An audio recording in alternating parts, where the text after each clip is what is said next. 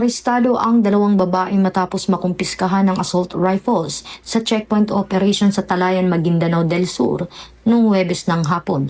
Ayon sa ulat, nadiskubre ng mga tauhan ng Philippine National Police ang mga armas sa loob ng isang sport utility vehicle habang nagsasagawa ng plain view inspection sa checkpoint.